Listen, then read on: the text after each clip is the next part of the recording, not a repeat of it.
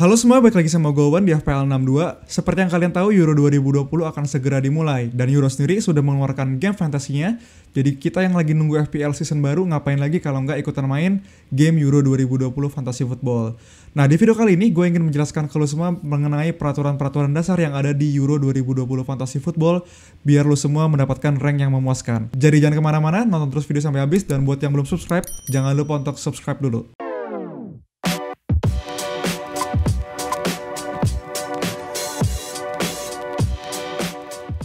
Oke, tapi sebelumnya gue mau kenalin lu semua sama satu game fantasy yang seru banget, yaitu MPL Fantasy. MPL Fantasy sendiri mirip dengan game fantasy lainnya. Di sini lu ditantang untuk membuktikan skill analisa dan strategi lu dengan sepak bola. Jadi buat kalian yang mau download, langsung aja ke browser kalian dan ketik id.mpl.live/fantasy. Dan menurut gue ada 3 hal yang membuat MPL Fantasy ini keren banget. Yang pertama pastinya lu bisa mainin game fantasy dari berbagai liga di dunia. Jadi nggak cuma liga-liga besar kayak Liga Inggris, Liga Jerman, Liga Italia, dan Liga Spanyol, tapi lu juga bisa mainin liga-liga dari berbagai dunia. Yang kedua, hadiah dari MPL Fantasy ini langsung lu dapat setelah pertandingan selesai. Jadi nggak perlu nunggu satu season. Setelah pertandingan selesai lu bisa langsung dapetin hadiahnya. Dan terakhir, nonton bola pastinya bakal lebih seru karena lu nggak cuma nonton doang, tapi lu juga bisa ikutan main dan juga ngumpulin poin di MPL Fantasy. Hadiah MPL Fantasy sendiri berupa belian kemenangan, di mana belian kemenangan ini bisa kita tarik menjadi saldo GoPay atau link aja. Untuk sekarang, satu belian kemenangan ini senilai dengan 200 saldo GoPay atau link aja. Jadi bisa langsung kita pakai hadiahnya buat beli pulsa, beli data, beli kuota, ataupun beli jersey bola tim kesayangan lo semua. Nah, minggu ini bakal ada match yang seru banget antara Chelsea melawan Manchester City di final UCL. Dan pastinya ini juga ada matchnya di MPL Fantasy itu sendiri. Gue sendiri pastinya bakal ikut karena match ini seru banget. Dan langsung aja kalian download MPL Fantasy di browser kalian. Ketik aja id.mpl.live/fantasy. Dan jangan lupa pakai kode referral gue yang udah gue tulis di description box biar kalian bisa dapat 20 berlian bonus. Oke, jadi langsung aja kita bahas mengenai rules apa aja yang ada di Euro 2020 Fantasy Football. Dan yang pertama adalah scoring points, karena pastinya semua game fantasy bermula dari poin pemain-pemain kita. Jadi yang pertama di sini udah gue kasih lihat dulu tabelnya mengenai poin-poin apa saja yang bisa kita dapatkan. Bisa dilihat ada action, ada poinnya. Jadi apa yang dilakukan mendapatkan poin berapa. Bisa kita lihat pertama ada semua pemain. Semua pemain kalau main atau appearance mendapatkan 1 poin. Jadi walaupun dia main cuma 2 menit, 3 menit, dia bakal mendapatkan 1 poin di sini. Dan kalau dia main lebih dari 60 menit, dia bakal dapat poin 2. Jadi kayaknya ini beda sama FPL. Jadi kalau FPL dia main 90 menit dia cuma dapat 2 poin, kalau di sini harusnya 1 tambah 2. Terus ada peraturan yang menurut gue ini beda banget ya, pastinya nggak ada di FPL. Ini seru banget menurut gue, ada goals from outside the box. Jadi pemain yang mencetak gol di luar kotak penalti bakal mendapatkan 1 poin. Jadi ini menurut gue keren banget karena kita tahu banyak pemain yang ya sebenarnya di posisinya itu nggak bisa lebih dalam lagi, nggak bisa masuk ke kotak penalti. Dan ada kesempatan-kesempatan tertentu di mana dia bisa mencetak gol dari luar penalti. Kita tahu banyak banget pemain yang seperti ini. Kayak menurut gue kayak Memphis atau mungkin Mertens itu bisa banget mendapat kesempatan ini kalau dia main mencetak gol dari luar kotak penalti dan mendapatkan 1 poin. Nextnya ada mendapatkan assist, yaitu dapat 3 poin, kemudian winning a penalty dapat 2 poin. Jadi di sini perbedaannya dari FPL adalah kalau FPL dia winning a penalty atau memenangkan sebuah penalti, dia dilanggar di kotak penalti dia bakal dapat assist. Tapi kalau di Euro ini sendiri bakal dibedain assist sama winning a penalty. Jadi poinnya bakal lebih kecil kalau dia dilanggar di kotak penalti.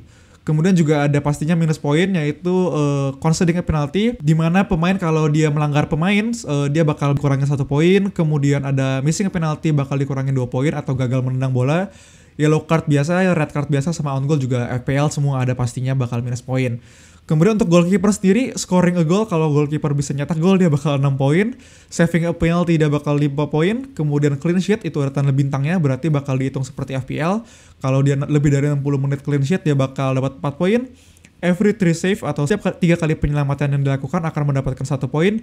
Dan tapi setiap kali kebobolan 2 gol dia akan dikurangin 1 poin. Nah, untuk defender sendiri, kalau scoring a goal sama 6 poin, clean sheet 4 poin, dan sama kayak kiper kalau kebobolan 2 gol dia akan berkurang 1. Midfield sendiri skornya lebih kecil lagi, scoring a goal dia bisa dapat 5, clean sheet dapat 1. Untuk forward hanya scoring a goal bisa dapat 4 poin. Jadi di sini menurut gue peraturannya hampir nggak beda jauh sama FPL itu sendiri. Cuma yang perlu kita perhatikan adalah ada beberapa poin beda seperti kayak goals from outside the box, kayak yang menurut gue ini menarik banget. Jadi kita bisa ambil pemain-pemain midfield yang ya nggak cuma punya kesempatan buat nyetak gol atau assist, cuma punya kesempatan buat nembak jarak jauh.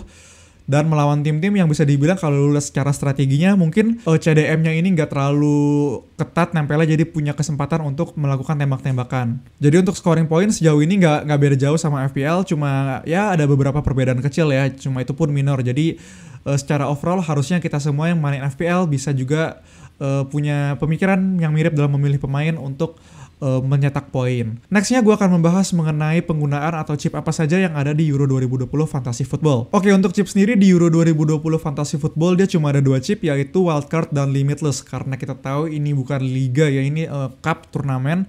Jadi pastinya cuma bentar doang, sebulan doang jangka waktunya. Jadi chipnya cuma 2. Di sini ada Wildcard dan juga Limitless. Untuk kalian semua yang main FPL, pastinya nggak heran lagi sama namanya wildcard. Wildcard ini sendiri bisa membuat lo melakukan transfer sebanyak apapun di tim yang lo mau, dan tim yang lo masukin itu akan menjadi tim lo di game week selanjutnya juga. Jadi transfer yang lo masukin itu nggak bakal hilang lagi.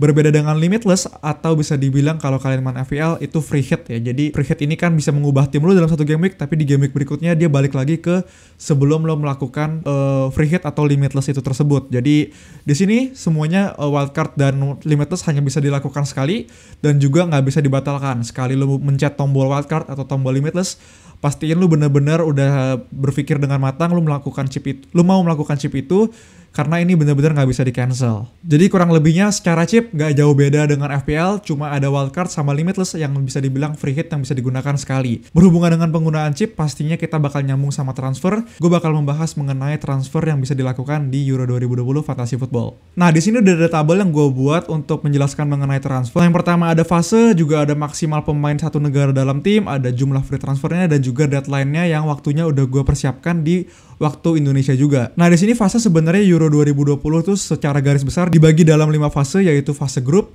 fase 16 besar, fase 8 besar, semifinal, dan juga final. Nah, di setiap fase itu berbeda-beda pastinya peraturan-peraturannya juga. Di sini gue buat tabelnya. Untuk fase grup, maksimal pemain satu negara dalam tim kita itu ada 3 pemain. Jadi maksimal kita misalnya punya 3 pemain dari Prancis, 3 pemain dari Jerman, 3 pemain dari Spanyol, misalnya 3 pemain dari Inggris kayak gitu. Jadi secara grup semuanya selama match day 1, match day 2, match day 3 kita punya maksimal 3 pemain dari satu negara. Kemudian jumlah free transfer yang bisa kita lakukan di fase grup sebelum match day 1 pastinya kita lagi nyusun tim itu unlimited. Jadi gue tulis di situ unlimited karena kita lagi nyusun tim. Kemudian di match day kedua dan match day ketiga itu hanya 2 transfer yang bisa kita lakukan atau 2 pemain setiap kali kita pindah match day. Nah, perlu diingat sendiri match day ini sebenarnya kata-kata untuk game week ya. Ini kayak game week 1, game week 2, game week 3. Jadi setiap match day itu ada beberapa pertandingan. Kayak setiap match day, kayak setiap game week sebenarnya ada beberapa pertandingan kan dalam beberapa hari. Jadi match day ini sebenarnya bisa dibilang lo harus ingat aja kayak FPL ini game week yang isinya ada beberapa pertandingan dalam beberapa hari. Nah, untuk data sendiri udah gua atur jamnya ke jam Indonesia. Jadi lo bisa simpen aja ini di galeri lo, mungkin lo screenshot atau bagaimana. Lu share juga ke teman-teman lo. Jadi ini sebenarnya udah gua deadline-nya udah semua dalam waktu Indonesia. Jadi lo ingat aja jangan sampai kelewatan deadline-nya. Nah, kemudian untuk fase 16 besar kita maksimal punya 4 pemain dari negara yang sama, dan juga kita mendapatkan kesempatan untuk bangun ulang tim kita dari awal lagi. Jadi kita mendapatkan unlimited transfer di sini ya, bisa dibilang kita dapat wild card lah ya, kayak bikin lagi semua dari awal. Dan deadline itu 26 Juni di jam 11 malam. Jadi kalau sejauh ini gue lihat ya lu harus nyambung sama tadi ya penggunaan chip, lu harus bisa bener-bener maksimalin penggunaan chip lu, dan jangan sampai lu pakai chip itu wildcard atau free hit di game week 16 besar, karena lu bener-bener dapat kesempatan lu transfer unlimited, anggapannya kayak lu dapat chip satu lagi, dan jangan lu chip di 16 besar karena bener-bener fatal ya menurut gua. Nah, nextnya adalah 8 besar. Di sini menurut gua yang lumayan tricky karena lu bisa mendapatkan 5 pemain dari satu negara, kemudian juga free transfer lu hanya 3. Nah, jadi menurut gua lu harus bener-bener dari 16 besar, 8 besar ke semifinal itu menurut gua lumayan krusial dalam memilih pilihan pemain. Lu harus bener banget karena bisa dibilang ya itu lebih ke lu bagaimana menganalisa pemain itu, tim-tim mana aja yang punya kesempatan atau peluang untuk lolos. Jadi lu nggak usah mungkin minus transfer yang banyak-banyak ya. Kemudian di semifinal juga 6 pemain dari satu negara, 5 transfer, dan untuk final 8 pemain dari negara yang sama. Nah, sama seperti FPL sendiri, setiap kali transfer yang lu lakukan melebihi kuota dari transfer yang lu punya, poin lu akan dikurangi secara otomatis sebanyak 4 dari total poin yang lu ada. Jadi di sini walaupun kita cuma beberapa game week bisa dibilang ya, tapi bener-bener kita harus menggunakan transfer kita dengan bijak juga apalagi penggunaan chip. Jadi sampai sejauh ini menurut gue penggunaan chip yang paling tepat mungkin bisa dibilang sebelum 16 besar dan juga setelah 16 besar sekali. Tapi gak menutup kemungkinan lu juga bisa melakukan semua chip lu di awal game week kayak di match day kedua dan match day ketiga. Cuma menurut gue itu agak terlalu risky kalau lu masih gak yakin siapa tim yang akan ke semifinal, tim yang ke-8 besar, karena kita gak ada yang tahu ya. Dan menurut gue paling aman adalah satu chip sebelum 16 besar dan satu chip lagi setelah 16 besar. Jadi satu chip mungkin di game week 2 seperti wildcard atau free hit gitu atau limitless, dan juga lu nyimpen satu lagi mungkin di 8 besar lu bisa pakai wildcard lu. Jadi lu bener-bener wildcard tim-tim yang ya lu analisa dan menurut lu bakal sampai final gitu kan dianya. Jadi seperti itu untuk peraturan transfer di Euro 2020 Fantasy Football. Nextnya gue akan pindah ke kaptensi. Nah kemudian untuk kaptensi yang perlu dicatat yaitu poin pertama yang udah gue tulis di sini, ini lumayan berbeda dengan FPL. Nah jadi kapten dalam satu match day ini bisa diganti setiap harinya di Euro 2020 Fantasy Football. Nah seperti yang gue tulis di sini, satu match day itu terdiri kurang lebih dari 5 hari atau beberapa pertandingan. Kemudian jika kapten lu blank di hari pertama, lu bisa mengubah kapten ke pemain yang belum pernah bermain. Dan seperti yang kita tahu, kapten akan poinnya dikali 2, jadi kapten yang dikali 2 sebelumnya kalau lu ganti akan hilang dan kapten yang baru akan mendapatkan poinnya dikali 2. Nah, seperti yang udah gue mau kasih lihat lu ke semua di sini, gue mau kasih contohnya juga. Di sini udah gue masukin pertandingan-pertandingan di match day 1 atau game week 1 ya. Jadi ini dari 11 Juni sampai 15 Juni itu masih match day 1. Jadi misalnya kayak lu kaptenin Italia, lu misalnya kaptenin siapa, misalnya kipernya Donnarumma gitu kan, walaupun gue sangat tidak menyarankan. Lu kaptenin salah satu pemain Italia dan setelah dia bermain ternyata blank gitu kaptennya, ataupun misalnya hanya mencetak 1 assist dan lu nggak puas sama itu. Nah sebelum kick off pertama di 12 Juni atau pertandingan Wales lawan Switzerland, nah lu bisa menukar kapten lu dengan pemain-pemain yang ada di game week itu. Jadi kayak lu bisa nukar lagi misalnya ke KDB, atau lu misalnya tukar lagi ke Bale gitu yang di Wales, lu berharap dia bakal ini. Jadi misalnya kalau lu kaptenin salah satu pemain Italia, tadinya dia kali 2 poinnya 6, itu udah kali 2, jadi dia bakal balik lagi ke 3 poinnya. Jadi poin yang kali 2 akan hilang, dan kapten yang berikutnya misalnya Bale akan mendapatkan kali 2. Jadi lu bener-bener nggak boleh greedy juga di sini. Jadi kayak walaupun 1 assist, lu harus pikir lagi apakah lu kalau mau kaptenin berikutnya pemain itu bisa menghasilkan return yang lebih gede dari pemain lu sebelumnya. Jadi tips gue di sini adalah bisa dilihat kapten pemain dari tim yang akan bermain di hari pertama. Sehingga jika kapten lo blank, lo bisa ganti dengan pemain lain yang belum bermain di match day tersebut. Jadi misalnya di game week atau di match day pertama, lu kaptenin pemain Italia dulu misalnya, atau pemain Turki dulu. Nah, lu bisa tukar lagi ke pemain Wales atau pemain dari Belgium misalnya.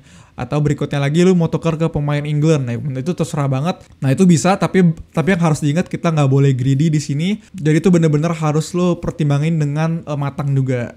Jadi ya seperti itu untuk kaptensi di Euro 2020 Fantasy Football. Lu bisa tuker kapten lu di setiap match day, lu bisa tuker atau lu bisa sub kapten lu di perharinya sekali. Jadi harus bener-bener lu pertimbangin lagi. Jadi menurut gua lu lebih baik kaptenin pemain yang main paling awal dulu, dan kemudian lu bisa pertimbangin lagi berikutnya baru apakah lu mau pindahin kaptennya atau lu udah puas sama kapten yang sekarang. Oke, jadi nextnya gua akan membahas mengenai substitution. Oke, berikutnya substitution juga yang gak kalah menarik menurut gua di Euro 2020 Fantasy Football, dan ini lumayan beda juga sama FPL.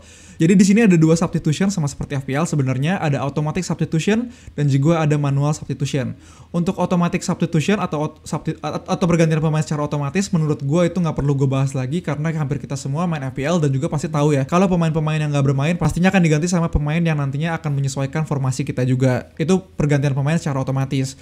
Nah di sini menariknya adalah pergantian pemain secara manual atau manual substitution. Nah bisa lihat di sini setelah 1 hari kamu dapat sub maksimal 4 pemain ke pemain yang belum pernah bermain, dan pemain yang di sub akan mendapatkan 0 poin di match day tersebut, dan ini tidak bisa dibatalkan. Jadi untuk contohnya gue akan jelasin di sini. Misalnya di starting line up lu punya 3 pemain Italia. 3 pemain Italia ini ternyata di match pertama itu menurut lu nggak bagus performanya ya, cuma 2 poin. Jadi lu bisa sub 3 pemain Italia itu karena maksimalnya 4 ke 3 pemain lainnya sebelum kick off match pertama di hari berikutnya. Jadi gue bisa ganti sebelum pertandingan Wales lawan Swiss ini, gue bisa ganti 3 pemain itu maksimal 4 ya. Gue bisa ganti maksimal 4 pemain yang gue mau ganti tapi misalnya ada satu pemain yang udah cetak assist, misalnya dapat 5 poin, kayak gitu di pertandingan tersebut, kalau gue ganti, dia akan 0. Dan kemudian pemain pergantinya, jika pemain pergantinya amit-amit misalnya ternyata nggak perform juga, atau bahkan nggak bermain, nah pemain yang udah lu sub secara manual itu nggak bakal bisa masuk lagi secara otomatis. Jadi itu menurut gue seru banget, dan lu harus bener-bener mikirin substitution lu nggak bisa sembarangan, nggak perform nih, gue ganti aja lah sama ini. Belum tentu pemain pergantinya bakal lebih bagus, karena yang harus lu ingat adalah kalau udah sub dia keluar, poin dia bakal jadi 0. Lu harus ingat itu. Jadi menurut gue di sini ada tips, maksimalkan kedalaman squad dan pastikan pemain cadangan juga bakal bermain. Nggak kayak FPL kan kita tahu ya, mungkin ada beberapa pemain yang ya itu bisa dibilang budget enabler lah, atau mungkin dia nggak bermain ya nggak apa-apa gitu kan, maksudnya ada 2 pemain lainnya di depan yang bisa main. Nah tapi di sini Euro 2020 Fantasy Football lu bisa sub setiap harinya maksimal 4 pemain. Nah tapi satu hal yang perlu ingat adalah sama seperti kapten, lu cuma bisa masukin pemain yang belum bermain di matchday tersebut. Jadi gue nggak bisa masukin misalnya setelah di 14 Juni gue mau masukin Bale yang udah bermain dan poinnya 9 gitu. Gue udah nggak bisa. Jadi gue bener-bener harus masukin pemain yang belum bermain nantinya, kayak anggapannya ya lu ambil resiko gak buat masukin pemain ini buat berganti pemain itu gitu loh. Jadi bener-bener ini menurut gue ada manajemen resikonya juga yang lo harus pelajari dengan seksama. Oke, jadi sampai sini aja rules untuk Euro 2020 Fantasy Footballnya.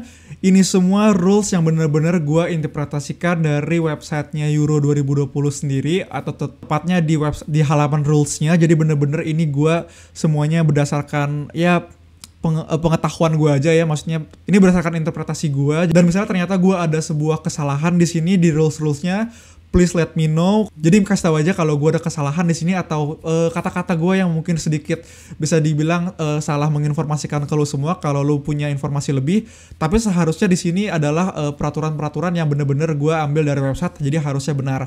Dan untuk lu semua yang masih agak bingung sama peraturannya, komen aja di bawah. Jadi gue bisa jelasin lagi secara gampang melalui reply komen lu. Dan juga bisa membantu teman-teman pastinya yang baca komen itu. Dan juga jangan lupa untuk join Liga Euro 2020 Fantasy Football dari FPL 62 yang pastinya bakal ada hadiahnya untuk juara 1 sampai juara 3. Info lengkapnya sebenarnya ada di YouTube gue, lu cari aja di salah satu video gue, lu follow aja Twitter gue, ada di atas itu FPL62_. Dan juga langsung aja join liganya, ada di bawah sini kodenya, langsung aja lu ketik. Dan juga kita happy aja dalam menjalani Euro 2020 Fantasy Football ini ya, oke? Jadi thank you udah nonton, sampai jumpa di video berikutnya, thank you.